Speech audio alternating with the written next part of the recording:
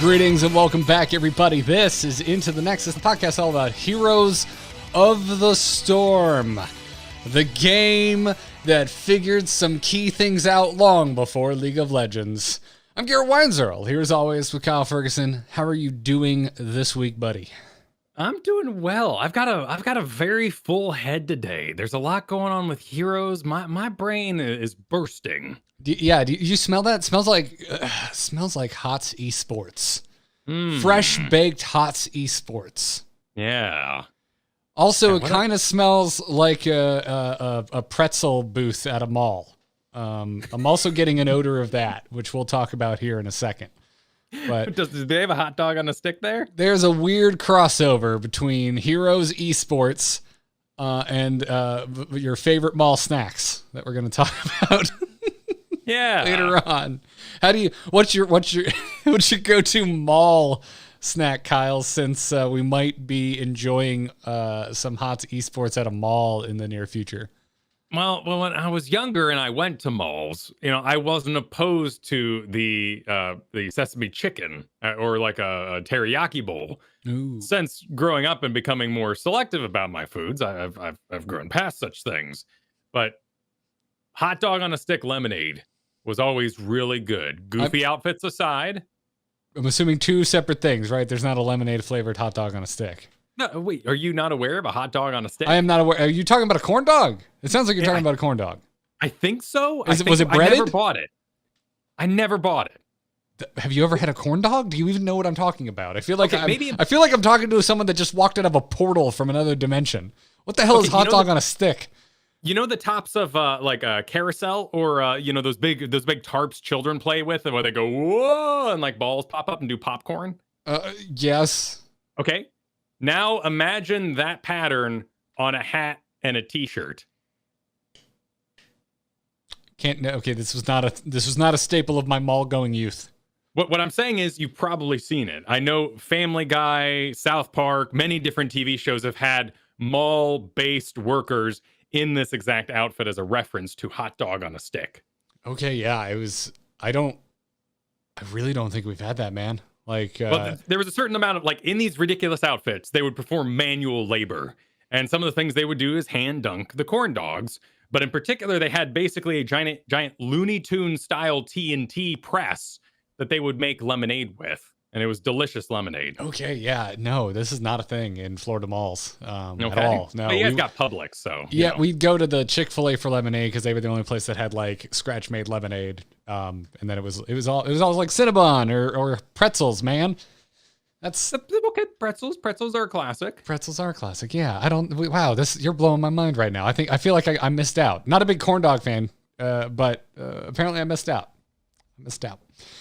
Anyways, we promise that mall thing will pay off later. We promise it's Heroes related. Anyways, welcome back to a fresh new episode of Into the Nexus. We're going to talk quite a bit about upcoming Heroes Esports goodness today. Take some of your emails and even talk a little bit about League of Legends copying Heroes of the Storm this many years later. But before we start, I'm feeling thankful for our patrons, Kyle. We're going to do our patron game night tonight, our patron bonanza, as we like to call it.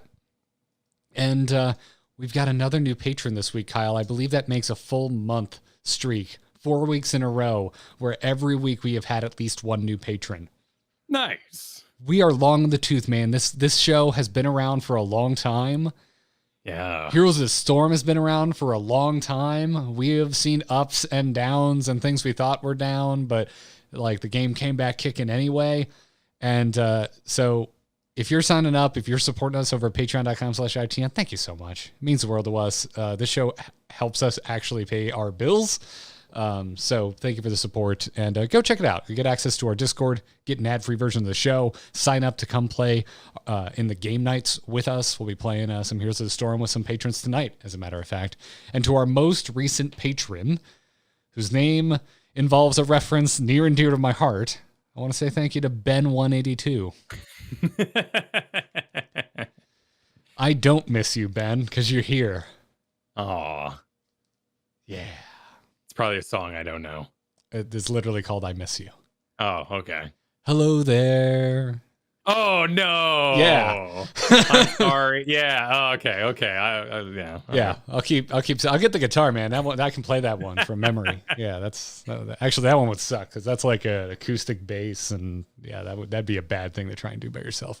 Anyways, thank you for the support, Ben182. If you're out there, you listen to us bring you Heroes news week in and week out. And you think, damn, those guys do a good job. I'd like to give them a little love in the form of $1 or $2 back. Head on over to patreon.com/ITN. And now this week, Kyle, let's get to it. I don't know why I said this week, but this week's Here's the Storm news. We're on, boys! Ha ha! Let's liven up this place! Point me to the stage. Stay a while and listen. It's right around the corner. CCL Season 3 is almost upon us, Kyle. It is October 14th when we are recording this. Season 3 starts October 30th. I'm going to be sitting there chewing on my favorite Halloween candy, watching another season of CCL kick off. Yeah. They just got done with their free agent tournament. They did their draft day this past weekend. It was all offline, but that's because they now have some new rules where not all the teams had to disband again or drop certain players. So the draft would have been extremely confusing to broadcast. So it was basically relayed via Twitter. Because of that, the results of the draft are slightly unknown at the moment, as we still have to kind of piece together what the individual teams have made. But I'm very excited about it. And I'm excited to see them kick off their regular season on October 30th, Saturday and Sunday. Yeah, and it is currently on the Heroes of the Storm page on the official Blizzard Battle.net launcher, and it got promoted on the official HOTS Esports account, which we still have no idea who's running that thing.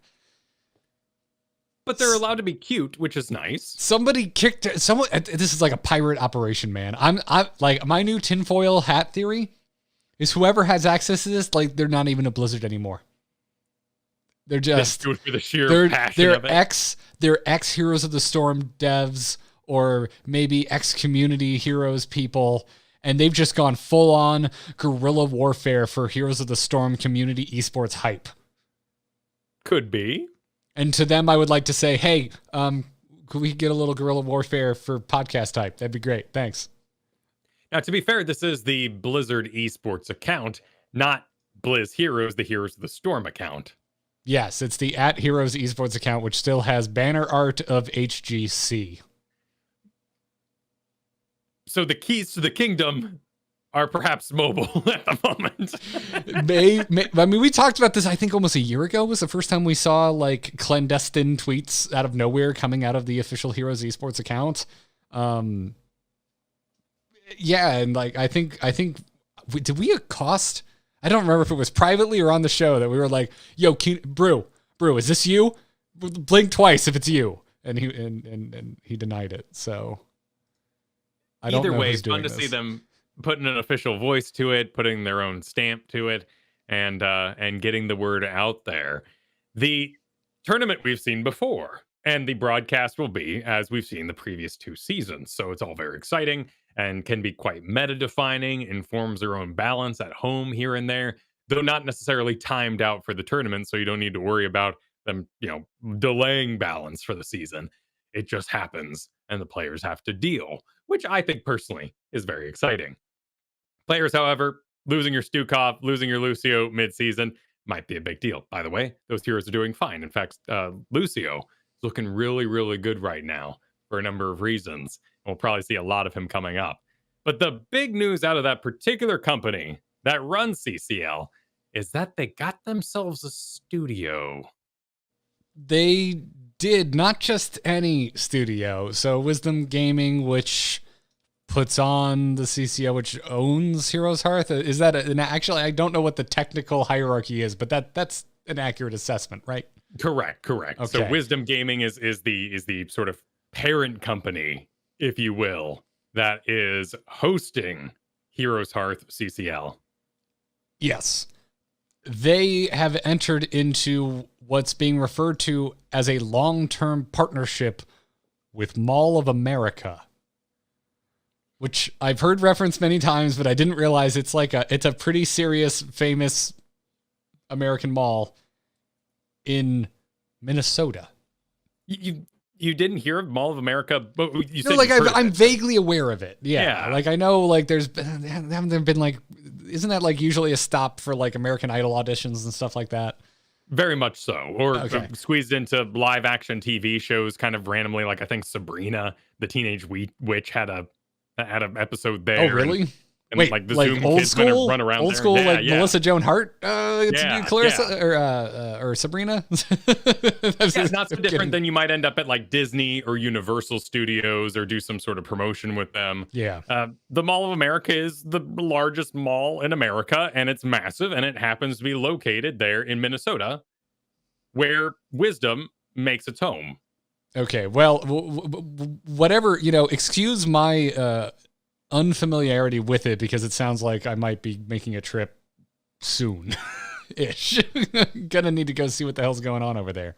But yeah, Wisdom Gaming's now a partnership with Mall of America, and the big headline here is that they're planning to open an 18,000 square foot broadcast studio and esports venue in early 2022.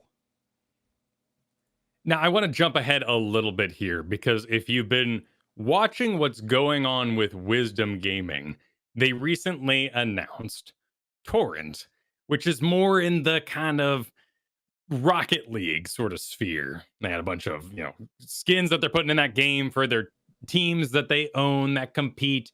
They do a lot of digital work. They have a lot of sponsors for these esports events, and they run something weekly for Runeterra, right? Is the League of Legends card game. Yes. Yeah, it's quite popular.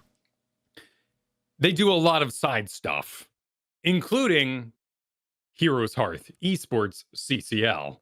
So when a lot of people initially saw this, they go, okay, you guys have been really loud about this Torrent thing, this Rocket League, the card game. What does this mean for Heroes? So Jules Scott got on the horn and said, we will have a home for our broadcast production, our offices, and yes, future live HeroesHearth CCL events sometime soon, TM. And it looks like this actually isn't going to go through, or at least be fully set up, until early 2022.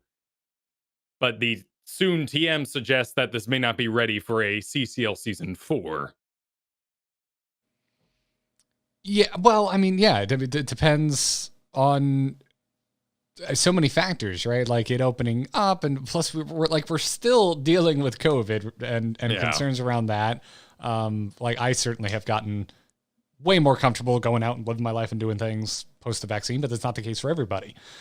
So there's that. There's, when does it open in the first place? It says early 2022, but who knows? These types of things, there could matter of things that could delay it.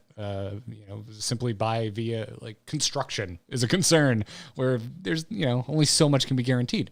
But also like how many CCL seasons are we going to have next year? Maybe they decide to take a break on CCL until they can do a live one. So I don't know. They haven't like laid out a roadmap for the next few CCLs. So it's kind of hard to have a real idea of which season it'll be.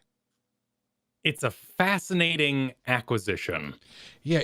It reminds me of like 5 to 7 years ago, like rapid esports growth, right? We haven't really seen anything like this in a while, although it's important to remember that 2020, the world just took the year off too. So like maybe because my brain really goes to, wow, this sounds like something I would have expected to hear like half a decade ago. It's not necessarily a bad thing. I know that sounds almost inherently negative, but it's just something like I'm not used to hearing about giant esports moves like this in the last few years. So to me, it is exciting, even if it also is like strangely nostalgic. It reminds me of like the good old days of MLG getting crazy big venues for their events. Right, getting everybody in one big room with the AC on and putting them together in chairs next to each other, and we walk away with a con crud. It's a thing of the past, it seems at times. And yet I am craving it so badly. Like, God, I would kill to go to a live esports event right now.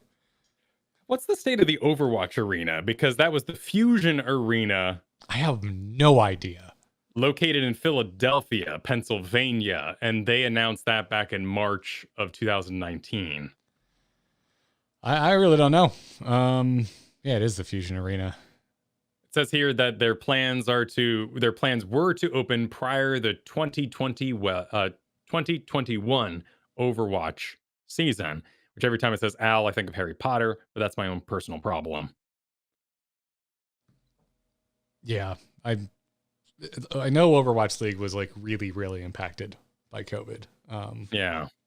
So it says here that the opening of the arena is likely delayed as of September 21st, 2020. So we haven't had news of the Fusion Arena or any updates in a very long time. Yeah, I'm scrolling through headlines right now, and there's nothing recent mentioning the Overwatch Arena or the Fusion Arena. It's just radio silence.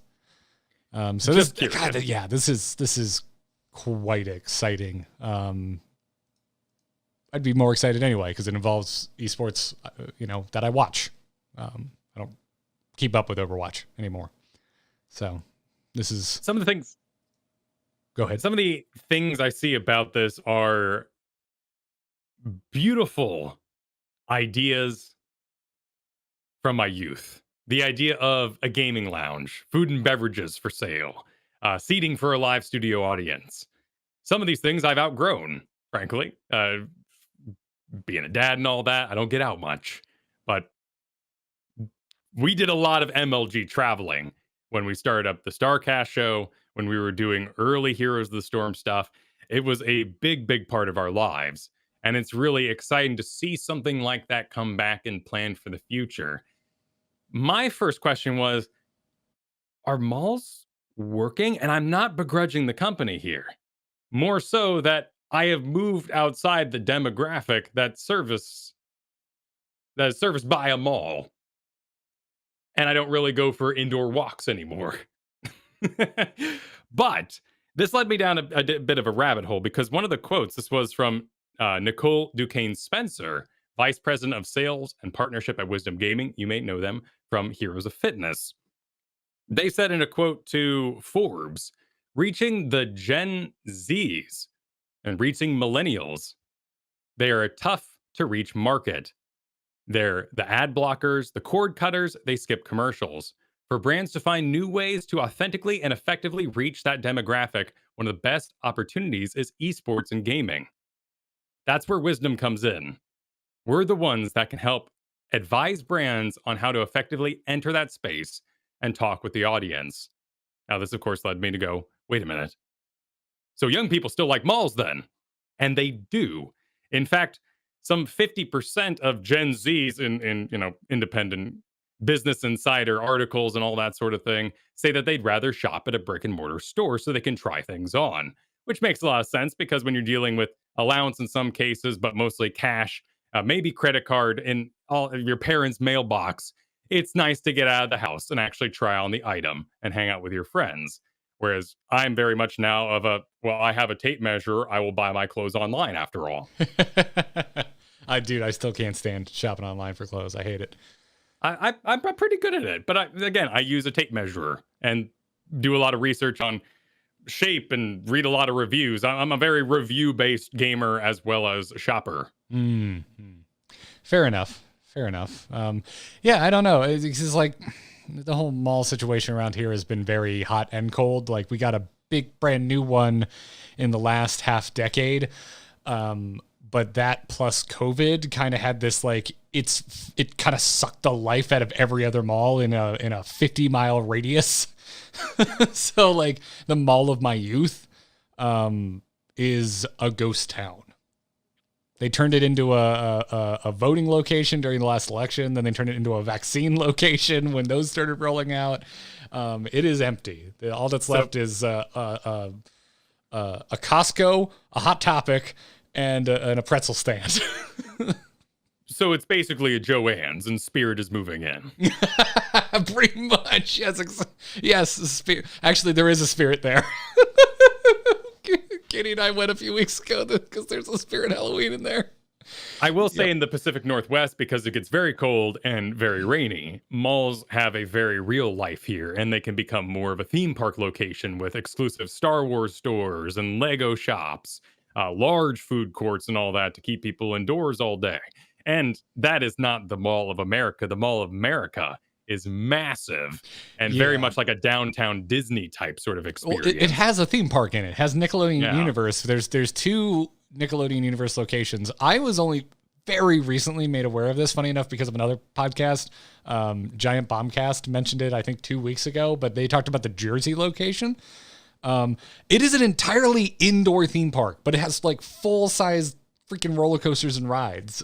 It's so weird to me because I didn't know it existed, and it's entirely indoors. I'm Floridian, man. I'm used to my outdoors, humid as hell, freaking Disney experiences. But knowing one of those is at Mall of America, like, yeah, again, haven't been to Mall of America, was barely aware of it. But yeah, I don't think we really need to worry about that. The closing of so many malls that have happened post 2020, I don't think that's really going to affect Mall of America. And also, like, if with the target demo being Gen Z and millennials, I'm not even sure it matters that much. If malls are popular, like, that's a draw. Like, if you want to go see live esports and there's a place to go see live esports, it's not like there's a ton of options everywhere. So if you want to go see live esports, like, and you're within driving distance, like, you'll go just for that. It doesn't matter if it's in a mall or not. Yeah. And they're talking about like discoverability here for their brands. And just scrolling through their website here, I'm seeing things like Jack Link's beef jerky. There's lots of various independent advertisers that run through there, which you can assume. Well, listen, the only person that can afford to buy Jack Link's jerky are the people that can afford to build a custom gaming PC. I mean, it makes sense. Like, are you throwing down on the price of beef jerky? Because I'm down for that. The price of beef jerky is too damn high. Yeah. That used to be a replacement meal. You get a Gatorade and a thing of beef jerky, and you had lunch for cheap. Yes, except it's cheaper to now just go get a meal instead of beef jerky. Actually, buy an actual meal. Oh my God, we're so old. We're so old. I mean, it's always been relatively expensive, but yeah, it's ridiculous. Anyways, yeah. Good on Wisdom Gaming. I will likely attend the first live CCL. Like, if there's, unless it would, airline prices would have to skyrocket to a pretty significant magnitude. I will most likely just go to this. I'm just fascinated by the sort of movie theater aspect of it, the foot traffic. People walking by, sign says no outdoor food, no food from the food court. So you got to buy your drinks in there. You go in, everyone sits down for a bit, watches whatever's on at the time, because after all, you're at the mall on the weekend, hanging out when there's time. You're not exactly a scheduled individual yet. And so you watch a little bit of Rocket League, and maybe you happen to discover Heroes of the Storm and all that sort of thing. We did that at MLG. I would wander over and be like, oh, I never really watched professional Halo, but damn, this is intense. Because it was like kind of going to a music festival in that way. I don't know how this, with that much space, who knows? Maybe they will have multiple stages set up, but that was always something I liked about MLG is I discovered other esports. I came for StarCraft, but there'd be long breaks. Dear God, the early days of StarCraft 2 esports. There were such long breaks. So I'd wander off. I'd go watch Street Fighter, I'd go watch Halo, or I'd go watch Smash Brothers. Smash Brothers was kind of rare at MLG, but yeah. There's also this beautiful era I see on the horizon for Heroes of the Storm. We're all like Interview with a Vampire. Oh my goodness, what's his name? Antonio Banderas. We're ancient. Wait, he was Interview with a Vampire? He's not an Interview with a Vampire. Yeah, no, he's like the ancient vampire. So there's Tom Cruise, there's Brad Pitt, and then they have their dynamic, but you briefly meet Antonio Banderas, the vampire. Wow, I need to watch this movie again. It's been so long since I've seen it. It's a great movie, but he's ancient. Anyway, make your point. And so what he does is he keeps young vampire pets around him so he can feel like what it was to be young again. So he can feel the exuberance of life because life's gotten so boring because he's immortal. And I feel like Antonio Banderas a little bit. With a new esports event or some sort of thing for the game announced, we all go and hiss and climb up the walls because we're afraid of change and we're very ancient. But the idea of having new blood check out these games and reinvigorating that with their energy and their drive to explore is super exciting. And there's a game out right now, just came out this week, Back for Blood. And it's got a lot of modern developments on the old Left 4 Dead systems. It's adding things like a card system and attachments and systems that are like a battle pass without subscription and like annual passes yet to be seen, skins, all that sort of thing. And it's really fascinating to see a co-op game be critiqued again. We have so few of them. And Heroes of the Storm is the co-op MOBA. There is no other like it. All the other ones are not necessarily co-op games. They're team games. But it's all about being the biggest, baddest thing you personally can be. And I think a lot of people are really hungry for a game like this. They just don't know it exists. And in that way, any announcement of this style is a huge deal because I think it's the discoverability that hurts Heroes the most. Because after you get past the HGC business that we remember as old folks sitting on our porch and yelling at the stars, it's long gone. Yeah. I mean, that's kind of, you and I have had this conversation a few times. So hopefully I'm not repeating myself, but I like where Heroes Esports is at. And this isn't meant to like drag Blizzard or anything, but Blizzard overextended into esports is the way I look at it. They went too hard and too deep into it, and they had to pull back and they had to pull funding out. And HOTS never really had a chance to build a grassroots, like natural esports following.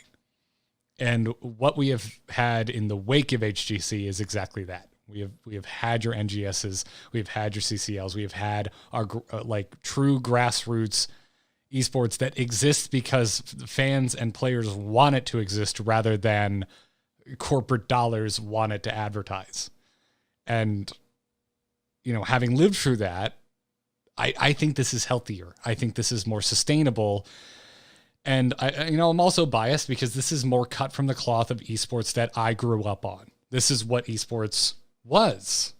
StarCraft 2 esports didn't blow up because Blizzard threw an absolutely obscene amount of money at it. It blew up because South Korea picked it up and started running with it. And it was easy for us to watch GOM TV and actually watch English casted Korean esports for the first time really ever. It was an absolute pain in the ass before then. And then Twitch TV happened, and then, you know, it got picked up by all of the American circuits and even created new American circuits in its wake. And this was all, it just seemed more natural, right? It was like by fans for the fans, as opposed to, again, like this big activation from Blizzard Entertainment. And so, yeah, I guess to put a cap on it and drag Blizzard just a little bit, I just don't really trust them with esports anymore. I would rather see third parties handling esports than most publishers. It's important. Yeah. Yeah. And it's important. There's a fee in the background, right? Like Wisdom clearly puts up their dollars and says, we are investing to broadcast your game. Let us have that. And they say, yes, you have paid your fee and we agree with your project. Go ahead and make your esport happen. And then Wisdom hopes to make their money off the game. Blizzard isn't removed from this product by any means, but it is nice to have it in the hands of people who are going to use it with that motivation. Yeah. Yeah. So I really, really like what HeroesHearth has done. I have a lot of trust in them. They make a good product. And it's really exciting. The prospect of LAN Heroes again is really, really exciting. And to me, I can't think of anyone else I'd rather have kind of fronting this. They certainly proved themselves. Yeah. And while I'm very excited for all my streamer buddies who I shared launcher business with, rated afterwards, that are now part of this company, when I saw this announcement, I was a little nervous. So I was very happy to see Jules Scott get on the horn and tell us that Heroes gets to be a part of this. Yeah. Yeah, it's exciting. So bring it on. Bring it on. I can't wait for whatever energy drink sponsor is handing out free energy drinks. I can't wait to be too wired from the free caffeine while watching live Heroes. Let me see. Liquid Death Mountain Water. I'm not familiar with them, but they are a part of the Wisdom brand and their circulation of ads. I'm fairly certain Liquid Death is just water. I assume so. It says mountain water. I assume they mean water. It's just water. Yeah. Cacciatore. Thanks. Yeah. I've seen Liquid Death around. They were out at a concert. One of the only concert I've gone to post COVID. Yeah. That's water. I have a distinct memory of feeling full from too many free Diet Dr. Peppers at MLG. Oh yeah, they were throwing those things at us. There were so many. There was just coolers full of that junk everywhere. And actually, not junk. Diet Dr. Pepper is like the only diet soda I like. But anyways, I digress. Exciting stuff. When there's new developments, we'll let you know. And I'm sure we'll talk about CCL when it kicks off here at the end of the month. There's one more thing to talk about, Kyle, before we do some Q&A. From our dear emailers and patrons. And that is League of Legends is taking a page out of Heroes of the Storm and removing all chat, which if you were not a League of Legends player and you're listening to this, I'm assuming you're a Heroes of the Storm player, I would forgive you for not knowing what all chat is, but it is chat across both teams in public games of League of Legends. It's gone now. And according to Riot, quote, right now, negative interactions outweigh the positives. Who'd have thunk it? Who'd have thunk it that in a MOBA, being able to talk to the other team would devolve? So this is pretty easy to do, and you can even share emotes from your team and, of course, taunts of the verbal nature to the enemy side. This is temporarily disabled, and the idea is until they find perhaps a better solution. So they're not straight up deleting the files, as it were, that allow this interaction to happen. But it is fascinating to see, as of course Heroes decided to move into the future without an all chat active, at least in your public and pickup games. In custom games, you can talk to people all you want, and of course in things like NGS, we use that to communicate with the enemy team that we need a pause and such. Yeah, it's kind of it's a good and necessary tool for that type of competitive application. What's also interesting is they're debating whether or not they can turn it on in certain regions because certain regions make better use of all chat. And okay, wait, hold on. What region do you think is the what region do you, Kyle, think is the most polite in League of Legends, and what region do you think is the biggest cesspool? I have no idea. After seeing how crazy different EU teams can be compared to American teams and vice versa, like the whole Arthas and Tyrael meta we saw for years happen endlessly in Europe for Heroes of the Storm, I have frankly no idea. Personal experience, I would say that we're decently, if not top of the list here in NA for being toxic to each other. So you think I would assume NA is the most toxic. I've seen some I've seen some things. I've seen retail workers treated very terribly. I can only imagine what all chat looks like daily on the North American LOL server. It's a fascinating thing because the pushback on it is rather intense. And this is one of those features that I don't think people will miss once they have it gone. There's a lot of these happening in video games right now. For instance, to use something from World of Warcraft versus Final Fantasy has no racial bonuses for any of the heroes you select, whether you're going to be a cat man or a giant lion person. You get no class restrictions and you get no buffs or debuffs or traits at all. But eventually when you get into the game, you realize this wasn't mechanically required and you're not missing anything. And I think missing all chat is turning it off is not a quote unquote profound waste of time, as one tweeter here says. And another person here says, how about actually giving punishments to toxic players, all in caps, instead of giving them all a free pass? The idea being that if you turn it off, the people are still toxic in their minds, perhaps, or they're going to be toxic to their teams, and this isn't fixing the real issue. So I think there's a point there. I think there's a fair point there, because like smack talk has existed forever, and I think will exist forever. So I think there is something to, no, let us continue smack talking each other and punish those who go too far, so we as a society can find a more socially acceptable version of smack talk. Right, because we all want to enjoy ourselves, and razzing your friends is a really, really good time. And as a friend, you get to say, whoa, too far. All right, just back it up there, and everyone goes, whoa, I'm sorry, bro. This is a hard one, because I like the way Heroes has gone. I like that Heroes doesn't have all chat. And we could take this back to the earliest days of this podcast, where we're complimenting things like the ping system and how it allows us to communicate with one another. And there were early interviews with Dustin Browder where he admitted that they were considering having no chat whatsoever in Heroes of the Storm in the earliest days of development. And I think it's fascinating. And so this is the kind of thing where, like, and I'm sorry to be the gray area, not taking a stance here, but I think there are really interesting points on both sides of this. That either way, absolutely.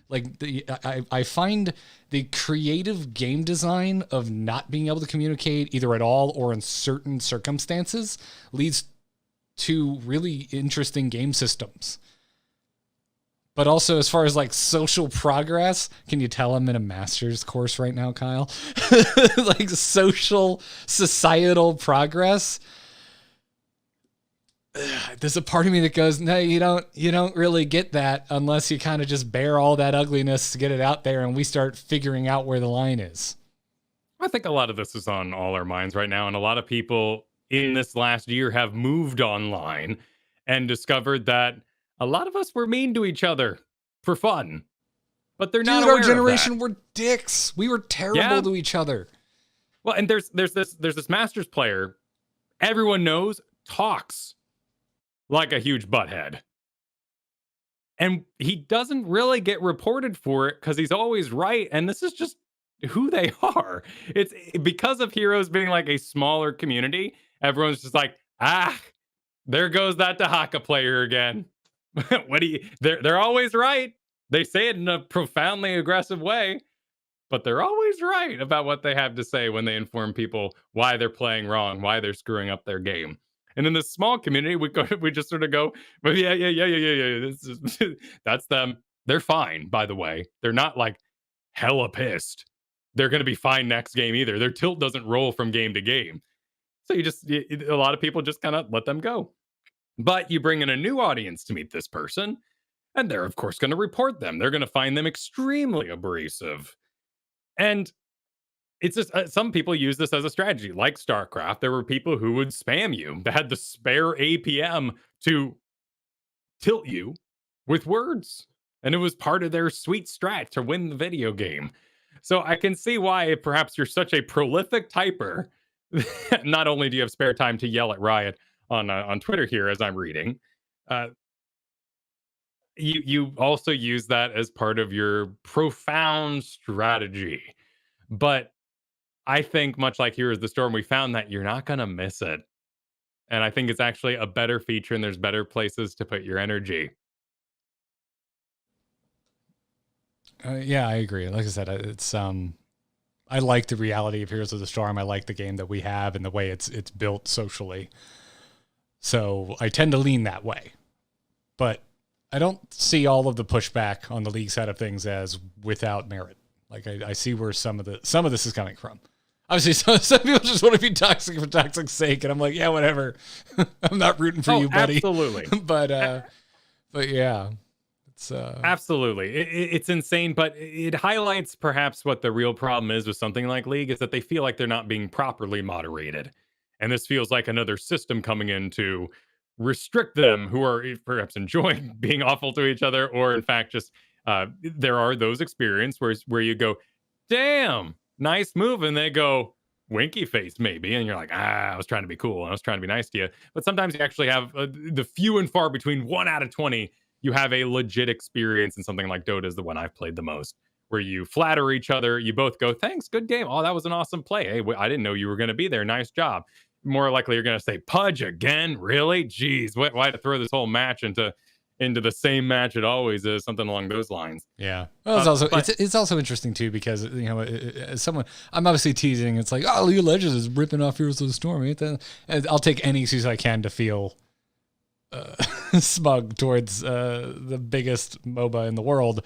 But in reality, like, it's interesting seeing critiques from the LoL community that the game isn't moderated well enough, because we've been on the outside looking in from the hot side of things saying, oh, wow, look at how good League's moderation is multiple times in the past. Like the way that they vet reports and actually, you know, make informed decisions of who gets banned and muted and so on and so forth. We've always kind of, whenever it comes up on the show, tend to lean more positive in League's favor in terms of how they moderate their game.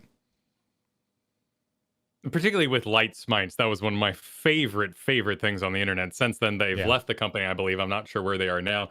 But this was basically a rather passionate developer in charge of the community who, when people would say, hey, why'd I get banned? I don't deserve this. He would write them a glowing review of everything they had possibly said in the video game to earn such thing, and then tell them they deserve it. And everyone would excitedly post it online. For another, you know, bizarre thing to me, and this is just, you know, how I've now grown up with video games, is, you know, why not require phone verification to let us even chat in the first place? And the first response is, no one's getting my phone number online. I'm like, you know how many? I installed my 5th authenticator app this week. And when I log into things, it says, check your authenticator. I don't even know which one you're saying anymore. I've got 5 different authentic. Tell me which app I'm supposed to be opening here. Microsoft, Twitch, or whatever. I'm confused. I only have 2, so I don't know how you ended up with 5, but, you know, it's all good. Yeah, I like authenticating. I think it's an important thing to do. I do too, yeah. Especially when your entire website gets leaked. Hi, Twitch, how you doing? We're coming to you live from Twitch right now. Yeah. Already had that authenticated. This was another website I set up this week, but all the same, clearly people want more human interaction in their moderation, and League sees this as a aggressive robot move to make this more easy for them to deal with. I think it's fascinating, of course, because Heroes of the Storm, we've had this for a long time. We're still awful to each other. Yeah, we are. But I don't think it's that bad. I see a lot of muted people. You know, I feel like for the most part, remote reports work. So, anyways, it's interesting stuff. If you're a League and a Heroes of the Storm player, I would really like to hear from you. Write in itncast@gmail.com. Let us know how you feel about this from a social perspective. Now, before we take some questions, we want to thank our sponsor this week. That's right, we've got a sponsor this week. It is Bombas. They are back sponsoring this episode of Into the Nexus. You know, with Kyle and myself, and I'm just going to speak for my friend here. When it comes to our socks, they must be comfortable. We want them at a 60% win rate or higher when it comes to the comfort category. All right, I want to see them climbing the comfort win rates on hot slogs. And Bombas socks are, they're just, frankly, the most damn comfortable socks we've ever worn. But, you know, there's more to it than just comfort. It's the fact that Bombas gives when you buy. So for every Bombas item you buy, and they have more than just socks, they donate an item to those experiencing homelessness. They started making socks after learning they're the number 1 most requested item in homeless shelters. And they have since started making underwear as well, and shirts. And so thanks to Bombas customers, they have donated 50 million, over 50 million. They've just recently hit their 50th or 50 millionth clothing item, which is just rad. And, you know, they're just super soft. They're made to last. They have a 100% happiness guarantee. And I've accrued a few Bombas socks by now, Kyle. I have like multiple sets of their dress calf socks, you know, when I got to dress nice. You know, need something these to go are your past A the game ankle. socks. Oh yeah. Yeah. You know, you got to go past the ankle. Maybe have a fun little pattern on there, but also be comfortable, because we know dress shoes aren't comfortable. So the socks better be. And then I also have a bunch of really cool looking tie-dye no-show socks, which are like those are like my dailies because I'm in Florida, so I'm always wearing shorts. We're halfway through October, Kyle. I'm still wearing shorts. It's too hot. I need those no-show socks. Florida for you. Yeah. It's good stuff. So go check them out. There's so much more comfort to have and so much more to give with Bombas. You can get 20% off your first order at bombas.com/Nexus. That's spelt BOMBAS.com/Nexus for 20% off your first order. Go check them out over at bombas.com/Nexus. We thank them for their support, and we thank you for supporting the brands that support us here on ITN. And we also thank you for writing in, because that's how we get the questions we're about to answer. Darkness stopped calling. Does anyone else hear that buzzing? Hold on. Darkness just texted me. You can send your emails to itncast@gmail.com. If you are supporting us on Patreon, drop us a message in the patron Discord. We got a questions channel. If it's something like off the cuff you kind of want to talk about right now, go ahead and tag us. That's cool. That's what the tag feature in Discord is for. And if you're watching live, drop a question in the chat room, tag @AMoveTV, and I'll try and keep an eye out and pull some out if we've got time for extra questions at the end. Our first question comes to us from Justin, Kyle, and Justin writes, I went to several Twitch chats to put this idea out there, but nobody was very nice.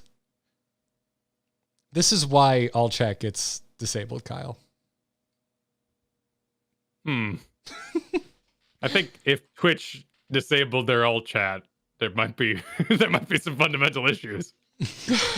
Justin writes, my idea is that maybe Kael'thas has a talent that lets him put a living bomb on an ally, but otherwise it is the same. It still spreads to enemies when it detonates. This would let KT strengthen divers like Fisto or Genji. To stop trolling, I guess you'd have to make it not do damage to an ally. Yes, you would definitely have to make it not do damage to an ally. That would be, and on a Genjis and Mephistos, those are the last people I want taking extra damage. No, thank you. But I do like this. That would be cool as a talent. That would be really cool as a talent.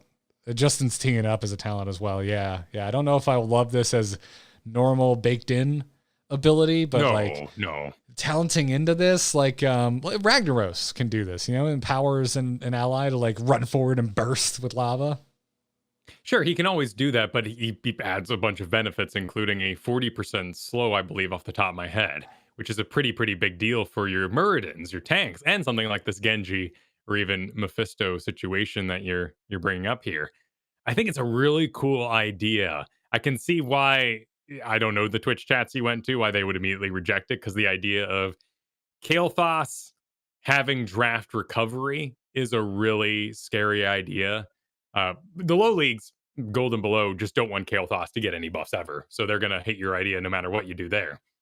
The high end dislikes the idea that Kael'thas could be early picked and then basically say, no, wait, this isn't the situation I wanted. Living Bomb has an excruciatingly short range, and this talent would allow Kael'thas to recover from that. Now, get rid of the dot. What you have is a much weaker Living Bomb that doesn't deal the initial damage over time effect, but your ally could then spread the secondary bomb, and of course at level 20 then spreads if need be. But I think it's a really cool idea to help AKT recover from getting zoned out, and that's what Phoenix is for as well. Like, Pyroblast is amazing, and we all enjoy just deleting somebody on the enemy team and not having to deal with them anymore in those proper situations where it's not just going to be shielded and whatnot. Another situation why Phoenix is picked up. But the main situation why high leagues pick Phoenix is because Sledgehammer or anything under the sun is going to interrupt your cast and you'll just never get it off. So Phoenix, being much more instant, allows you to have that effect on the battlefield that you're looking for. Yeah, and higher leagues are very likely to always land their stuns at the right time and be looking for that damn Pyroblast cast in the first place. You're just making yourself a big ass target, or at least a well dressed target. Yeah, I think that Light Bomb is probably closest thing my brain goes to with being empowered by allies and Muradin. We have Johannas and stuff like this that are cute and go into space and do their falling sword business. It's hard to pull off. Muradin Light Bomb is absurdly easy to do. Put it on him. He leaps where he wants to go. Bam. No space. No weird business. Just stuns straight to the enemy team and a shield for Muradin. We've seen things in the past, though, before where like you use an ability in a certain way and you get like a damage reduction. Like, you can put Living Bomb on an ally, but the damage is reduced by 20% or 25%. You know, you can add something like you can add that knob on there so you can adjust it for that type of thing. But then, of course, you get into the questions of, well, are we really tuning just around the Living Bomb Muradin and then anyone else, this isn't powerful enough? You know, there's all kinds of concerns like that. Yeah, it's a fascinating idea even to be like, I'm the Living Bomb now, and you self-cast it. So when people are diving you, at least you're putting some pressure for them to get spread out. It's like running in with a cook grenade in like Call of Duty or something. Now, you could just put it on the person that's diving you, but now they have no incentive to get away from you. So it's an interesting tactical decision. I think cooldown would probably be one of the main places to put this. Or what if you just can't straight up empower it anymore? There's no way you're going to get 2 Living Bombs if you take this talent. Yeah, there's a lot of interest here. Heck, self-casting could be really cool. Like, what if it was more powerful? Because it takes you're losing the tick down burning damage of it initially hitting, and so we're gonna make up for that on the back end and make the blast and the following attached Living Bomb do more damage. Because then it would be this major incentive for divers to get the hell away from Kael'thas. That could be cool. It'd be very cool. Food for thought, Justin. I like this one. Takes my brain in a lot of different places. I think if nothing else, I think the soul of your suggestion could be taken in a lot of different, very interesting directions. Yeah, I guess we could even do like a hot or not kind of business with this thing. I mean, I guess we could. Yeah, I'm gonna say this is a 2 out of 2. It sounds exciting, and I don't think it would be broken. Yeah, I think level 7 would be a really cool place for this, just so that it helps you recover from the bad draft, but it's still late enough that it's not an instant take on the battlefield. Yeah. Divok writes in next and says, I'm not sure if this makes sense, but I was playing Artanis and realized the sprawling journey he's taken from his launch to the point that he finally seems to function as the character was intended. It's funny to think that Artanis used to not have phase prism when blade dashing, no baseline zealot charge, and now the recent Unstoppable edition to finally allow him to actually survive a little bit of CC. What hero's journey has been the most interesting or entertaining to you? Ooh. Ooh, this is gonna hurt my brain. Well, we're almost going off of release date because we need a pseudo journey at least that they've been on. Has to be a long enough journey that they've had one. I think Artanis is really interesting just because I remember being on the BlizzCon floor for that announcement, and it seems like such a casual thing to change. But it elicited a crowd reaction, and we were all pretty darn excited about the rather clunky Artanis becoming that much more mobile and just straight up interesting. Yeah. My brain wanders to Gazlo. Gazlo's certainly been on a journey. He used to stink, man. Like, you used to be able to take him and you would be top damage, but it would be random damage that just went BS places and didn't, secure a single kill. Yeah, you'd walk away with a really good scoreboard, but unless someone was out there making all the cleanup happen, like that Genji or a good Li Ming, whatever have you, it did not work well. I mean, we've seen Falstad going on a bizarre journey, but that journey was years ago, where he basically had, and I don't even know quite how to describe it best, an AoE explosion about him, as though you would fly in globally, and on Falstad, mind you, want to stand there and hit people with like a blaze combustion ult. It was absurdly strange. Yeah. We got a negative one. Raynor. He used to be good. Raynor's an interesting one because, of course, I took him to the rank 1, back in the day, because he had no missile animation at all. So no one knew what I was auto-attacking. And in a world where this game was quite fresh, people didn't understand why their health was going down. Yes. Yeah, but he's just been ruined, in my opinion. Like, over the years, they just keep making him bad. He's boring, and his excitement comes from being overtuned, and that's an awful place to live in. I like most anime characters. I think it would be extremely boring if they weren't overpowered. Well, Rainer's the quintessential anime character. Listen, Goku is interesting because he's a disappointing father, and Rainer is interesting because he's a disappointing hero. Right? Vegeta puts more energy into his fatherhood.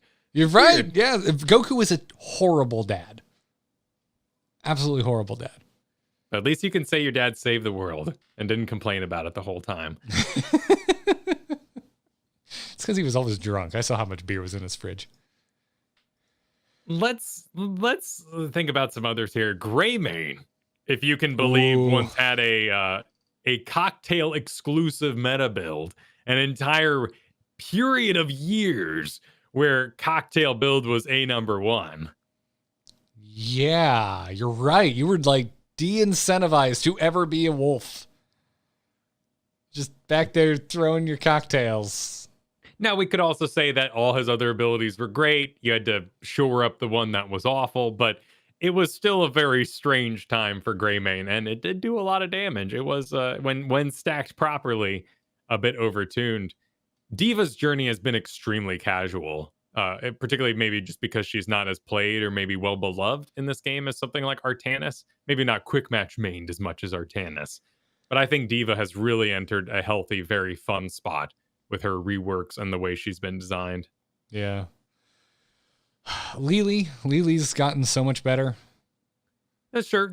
She used to not have the indicator, right? Where your heal was going to go. That's true. That was such a huge quality of life change.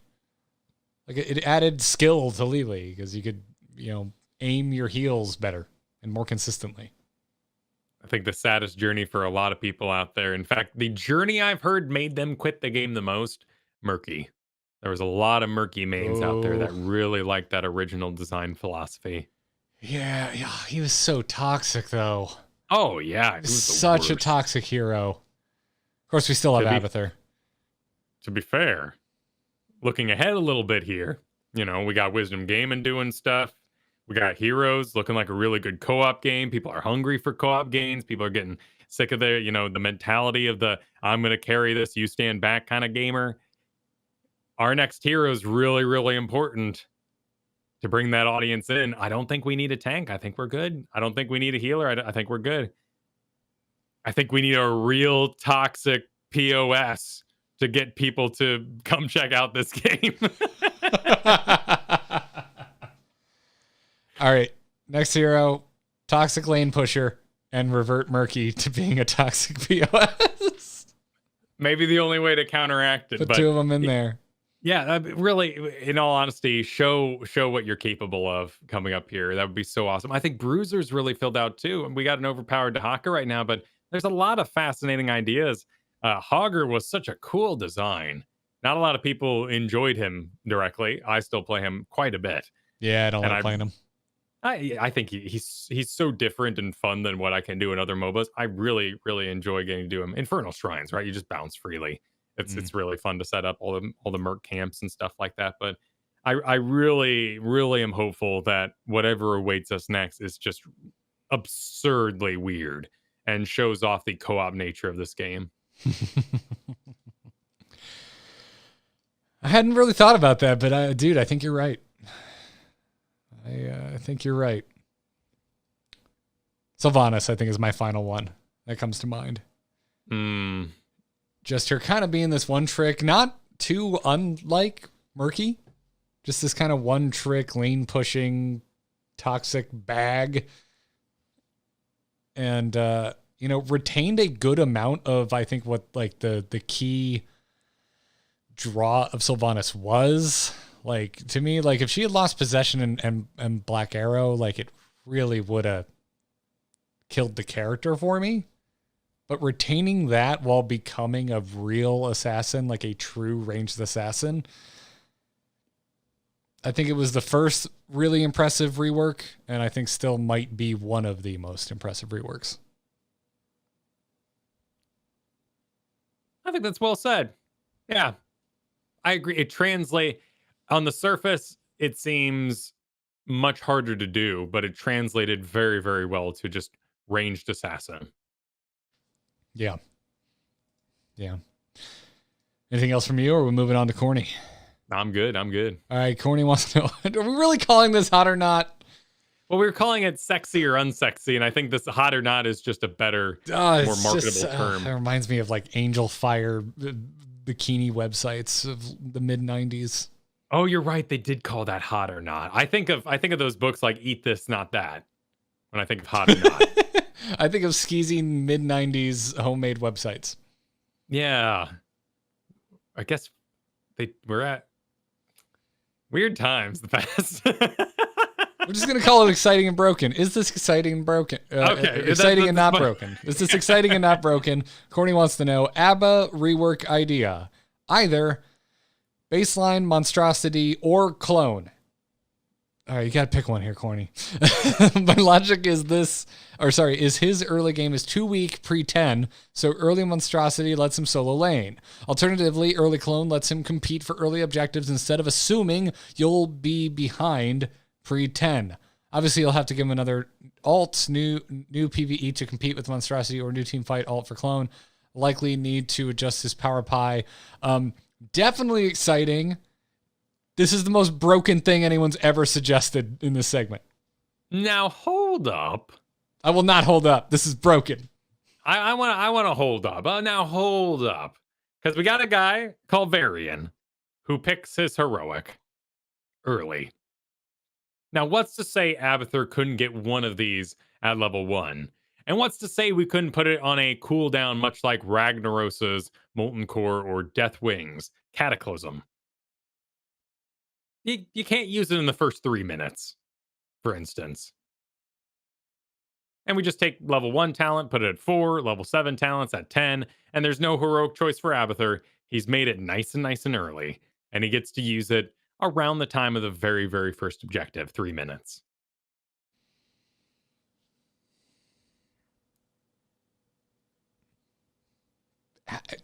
If Abba's gonna...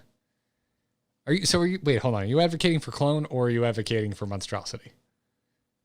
Oh, but I think it's a cute idea to make them choose, you know? Oh, so you're saying choose right at the... Okay, all right. Yeah, like the game starts and you say, this is going to be the type of game I want, because, you know, you probably already got that in mind when you picked ABBA based on the map.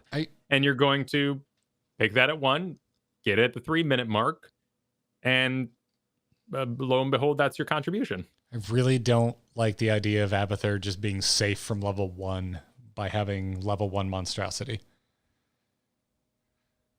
How do you mean safe? Like being incentivized to never go past the front gate for any reason whatsoever. Oh, well, that's the hat doing the absorbing, technically. The monstrosity does get last hit as an ability. Yes, but there's something you put the hat on that you can control. Yeah. I see your point. But most Abathurs, what they do nowadays is they camp out regardless of where they are. Maybe a locust makes it out. What they're actually doing is double soaking often and moving their hat about, because the hat vacuums XP after the XP orb change. So rarely do they go out for XP physically themselves at all and are under no threat. But you're concerned that the monstrosity would, by nature of its abilities, its last hitting, and having it to move it about, would cause Abathurs to be even less interactive than they already are. Yes. I think that's Plus, interesting. Having to respond to monstrosity. Like there's also still like an early game relief of, all right, well, they're getting free XP because of the stupid Abathur, but like at least I don't need to lane fight the monstrosity yet. And suddenly Abathur's even less incentivized, and you have to deal with the monstrosity from the get-go.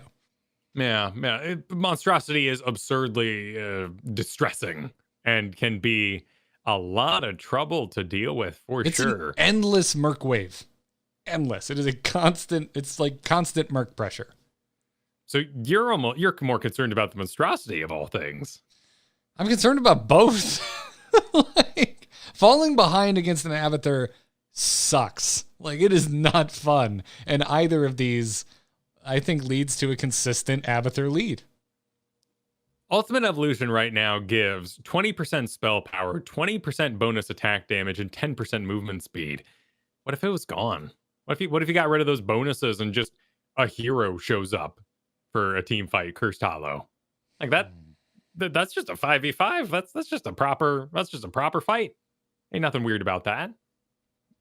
Do you want to deal with two Artanuses?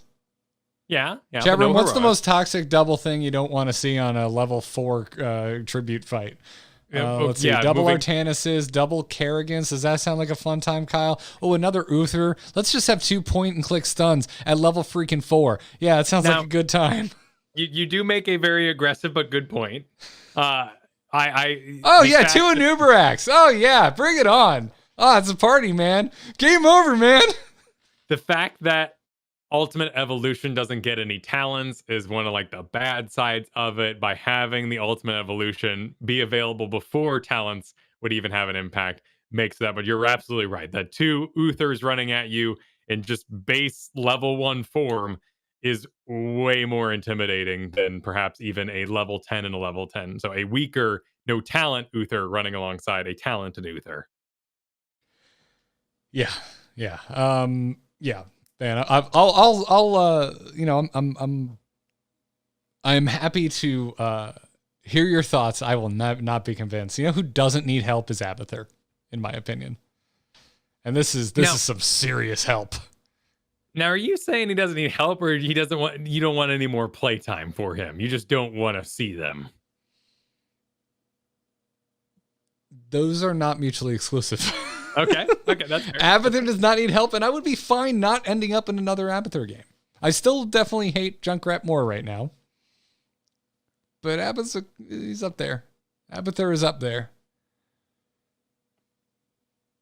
I think we need to, whatever the design philosophy is for Abathur, we need to encourage him soaking more.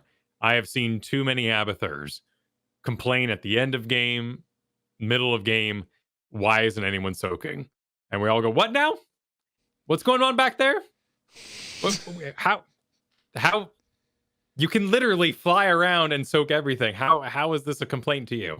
We could all just not be. You could triple soak if you really want. Like, we could all just not be in lane and doing everything but, and you should be able to handle this. What's the problem here?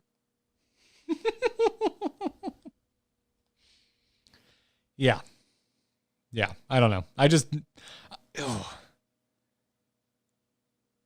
If I'm not saying I never want to lose to an Abathur again, I'm saying I never want to be behind to an Abathur again.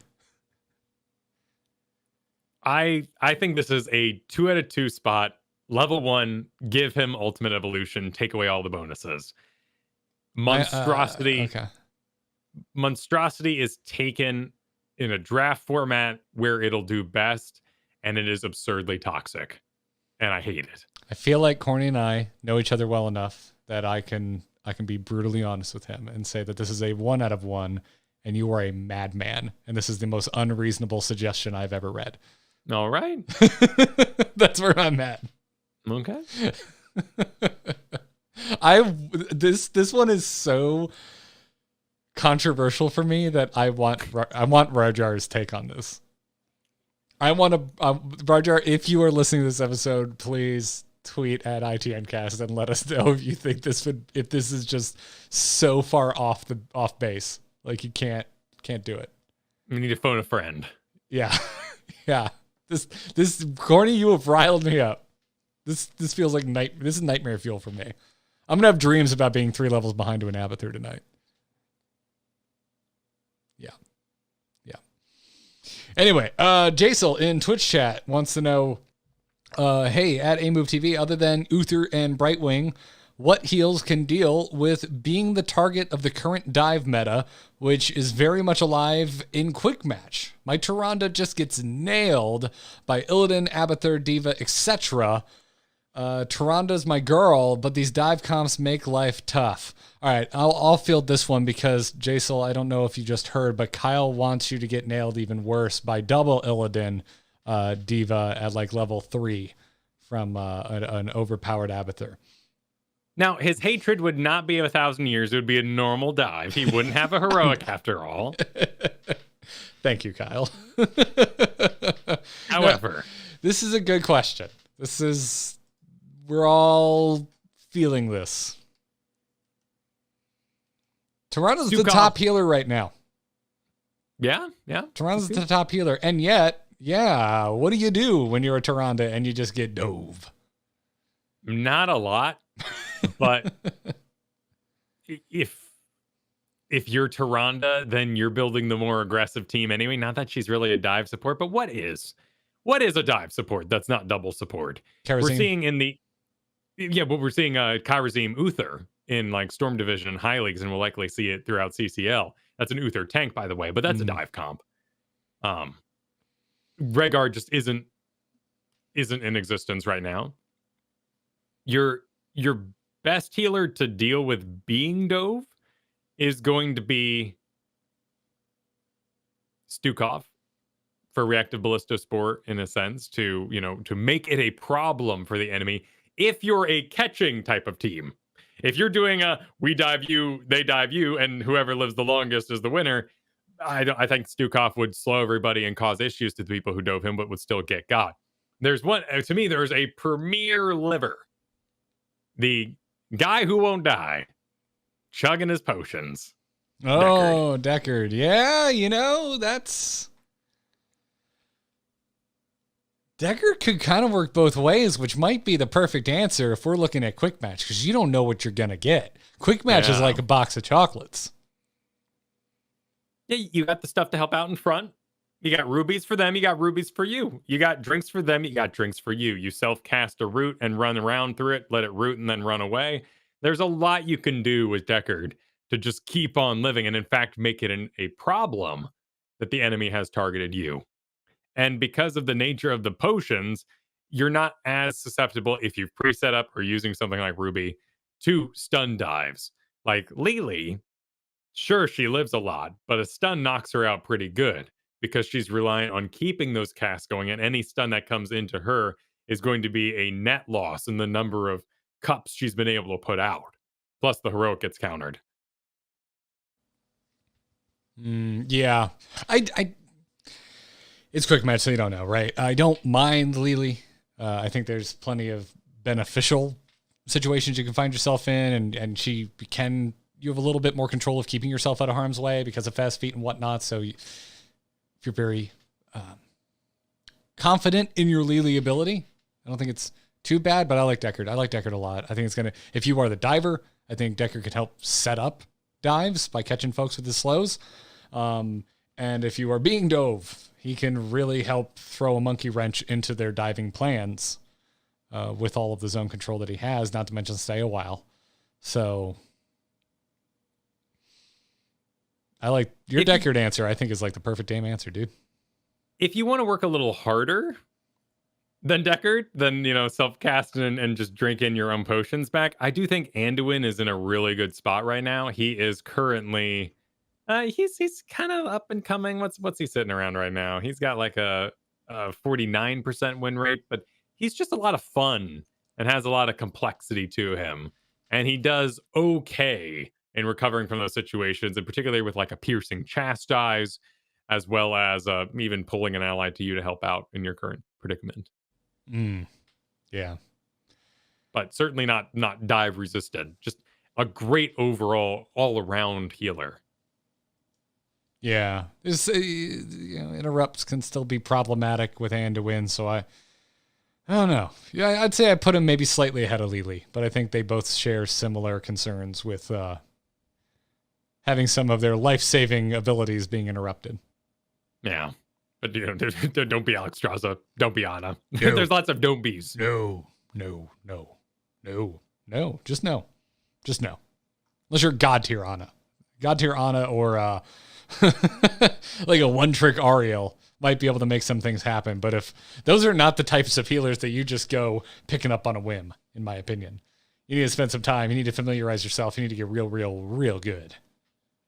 And Zatoshi asks a cool question here. Is Light Bomb good against Dive? And it does stun, but it doesn't help you recover. It kind of gets into that weird problem with Divine Shield on Uther, where you actually, if you ever Divine Shield someone when they're at half health or below her, unless it was the sweetest bait on the planet, you're doing it wrong. Because Uther isn't going to help them recover that health by the time that shield fades, and now they're exposed. You want to catch what would have been a killing blow and empower someone else, then get a kill when they would have died. Like, that's what you're trying to accomplish with Divine Shield. Exactly, because shield is just shielding for Anduin's. You want to pop it on like that bird, and he goes in. Now he has a shield for his whole engage and is not actually missing any health.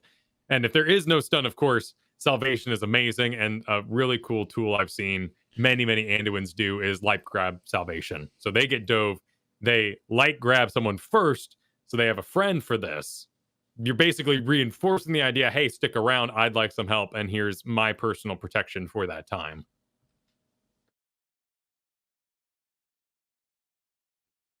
I was muted. Good questions this week. Like that. Well, thank you, everybody. Keep them coming. itncast@gmail.com. Good luck with the dives. Jaisal, if you're back in chat next week, let us know who you end up going with and how it fares for you. Affiliate with the Toronto. I want to play Toronto now, too, but I think it's a draft environment only thing. Yeah. Well, tonight we have a bonanza. Let's get you doing some Toronto during some 5 stacks. It's very enjoyable. We'll see. We'll see. Maybe she's offered an ARAM. Yeah, that's fair. Yeah, I understand this baby. You know, you don't want to take your nice car out when it's rambunctious outside. I get you. My car has all-wheel drive, Kyle. My car is the car to take when it's rambunctious out. Well, what's wrong? Well, while we're ending the show here and getting off topic, what's wrong with 4 doors? Why don't you want 4 doors in a car? 4 doors. No. I have a 4-door car. Okay. You saw my tweet about the Acura Integra. So the Acura Integra is like a tuner's darling. It's a legendary, Honda built car that was really popular at the dawn of the OG Fast and the Furious. Like if we were in high school, the Integra was a cool tuner car to own. It has been gone since we were in high school. They haven't made one. They retired it. It's just there hasn't been a new Integra. Customizable is what you mean by tuning?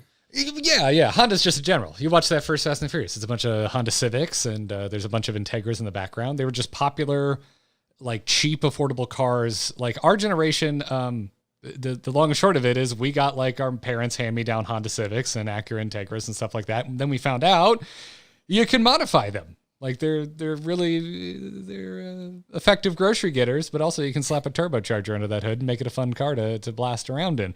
Anyway, the Integra is a really popular, like classic tuner car now. And there hasn't been a new one in almost 2 decades, I think. Anyway, Honda Acura announced they're bringing back the Integra for the first time in a really long time. They announced it's going to be a 4-door. And it's never been a 4-door. It's always been a 2-door. It's always been a coupe. So it's like a betrayal of what the Integra is.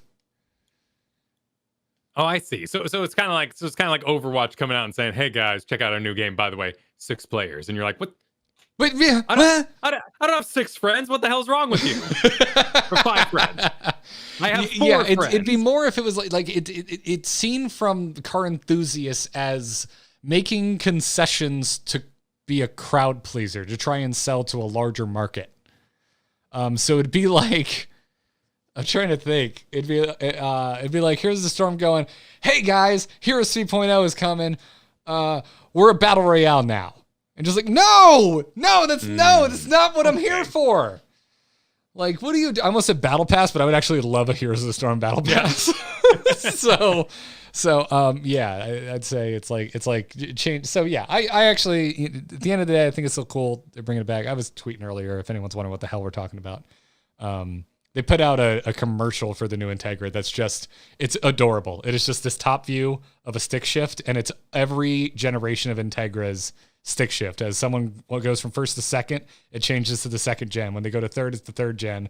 And it's really clever, and it's them just going like hashtag save the manuals. And I'm like, I know this is enthusiast bait, and it's working. It's great. It's a wonderful little spot, but it also reminded me that the Integra is not going to be a 2-door, and it makes me sad. There's my car rant at the end of Into the Nexus. I hope everybody I hope all 2 of you that are still listening enjoyed. I got nothing else. Thanks for hanging out, everybody. That's going to do it for this week's Into the Nexus. If you want to support this podcast that usually talks about Heroes of the Storm and only ever gets off topic at the end, we never get off topic in the middle, Kyle. That never happens. We didn't talk about our favorite mall snacks today. No, that was on topic. Yeah, write in itncast@gmail.com. If you want to become a patron, check out patreon.com/ITN. Keep our streak going. We really appreciate the new patrons, everybody. You're letting us continue to pay our guests. Really appreciate that. So, also huge thanks to our Patreon producers, Declan H, Chris K, Sean B, and Mike R. If you want to snatch up that final producer slot, we only do 5 of them. We thank you each and every single episode. For your support, check out patreon.com/ITN. You can catch us live Thursdays at 3 p.m. Eastern right here on twitch.tv/AMoveTV. And you can follow the show on Twitter at ITNcast. Other than that, you can catch more Kyle and myself on Nexus Gaming News. This week, we talked about Back 4 Blood. Also, Kyle, you and I have played a bit of Back 4 Blood this week. It's really fun. Oh, it is a really good time. I think Heroes of the Storm fans, naturally, if you enjoyed Left 4 Dead by Valve in the past, you would enjoy this again. But I think you all are more co-op minded, and you would really enjoy that game. Yeah. But what else you got to promote, sir? You can find me over at There Will Be Dungeons on the Frog Pants Network as we head towards the end of the Delvers season. I may have been a little confusing last time. The Delvers season that I DM is coming to a close. There will be more D&D live play to come as we switch DMs up. Are you saying there will be more dungeons? There will be more dungeons. And you can enjoy them over on the Frog Pants Network. Also, check out AO's Clubhouse, my Pokemon Unite show. That game has been pumping out new heroes, or in this case, Pokemon. And there's lots of very creative controller-based MOBA stuff going over there. I can be found on Twitter at Garrett Art. This podcast and every single other one that I make can be found at amove.tv. So go check that out. And I really just want to promote Nexus Gaming News again. If you haven't listened, we've got a great video version. I've been putting some time into it, editing it. We have visual aids. It's a great video show over at youtube.com/amovetv. But if you are a diehard podcast listener and your world is audio, we have it on podcast as well. Nexus Gaming News, found wherever it is you get your podcasts, including Stitcher. So go give it a listen. Get more Kyle and Garrett in your day, because, we're talking about maybe doing more than one episode a week if we start seeing a ratings increase over on that show. So if you want more of us, go subscribe and listen, watch that show, get it however you can. That's Nexus Gaming News. This is Into the Nexus. I'm Garrett. He's Kyle. We're going to go now. We'll see you tonight for Patron games if you're watching live at 8 p.m. Eastern Time. But until the next time we make one of these, good luck and have fun. Take care.